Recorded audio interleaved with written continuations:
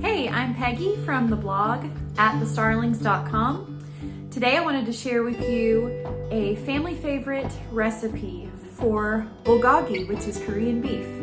So join me as we make dinner together.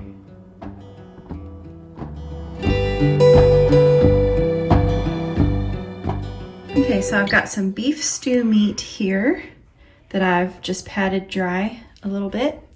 And I've got my cast iron skillet heating up. It's got a little bit of avocado oil in it.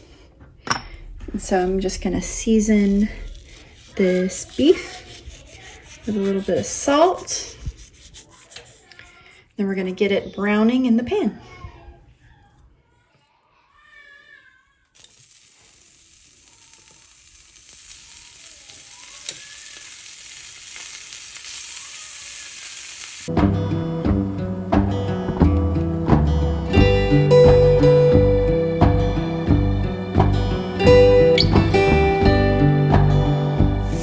I'm going to be doing it in batches because we want to make sure there's some space in the pan. We don't want to overcrowd it or the meat won't get a nice crust on it. We want it to brown really nicely because it's going to add lots and lots of flavors to our bulgogi. That's what we're looking for, a nice crusty brown. Nice seared pieces of meat. That's going to add lots of flavor. I do this anytime I'm making a beef dish in the crock pot, even if it's with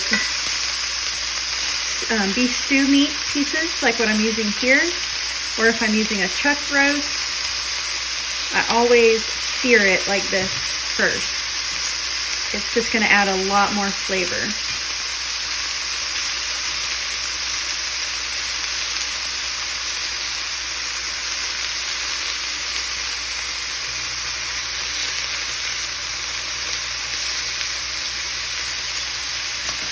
Okay, I've got all of my browned meat into my crock pot vessel. So now we're going to start making the sauce. Normally for this I would use beef broth, but it turns out I don't have any. So I'm going to use this chicken broth, but it's okay. It's not going to make a huge difference. It's going to be just as good. So you don't have to do this, but since I don't have beef broth, I'm going to deglaze this pan because there's lots of yummy beefiness in there with my 1 cup of chicken broth. So I'm just going to pour it in.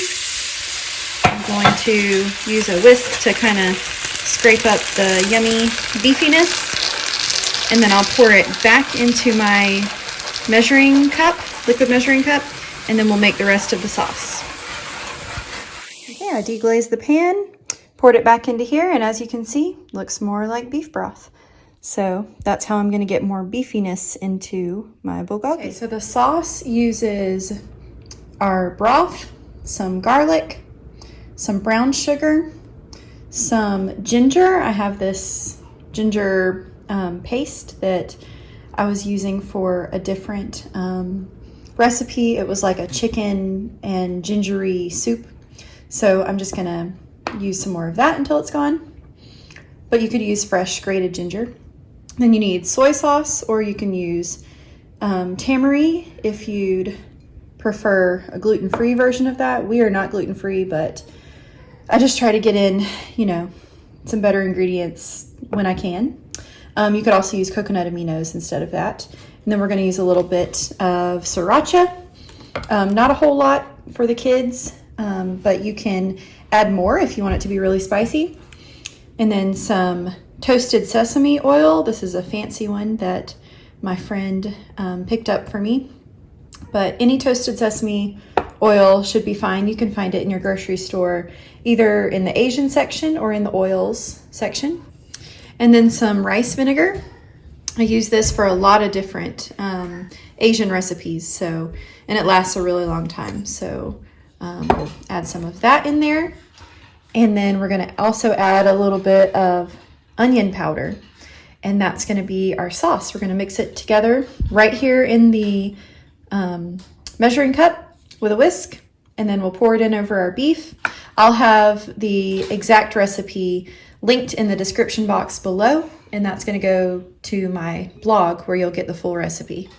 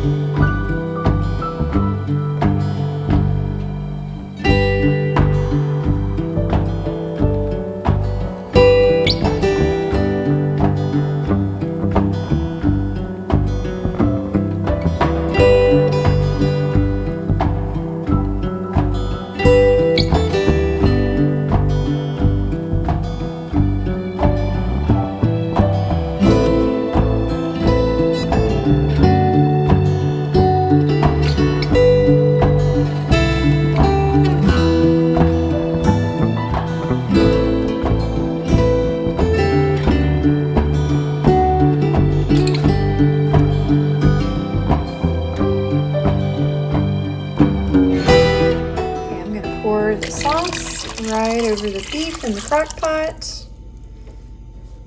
I'm gonna scrape out the rest of the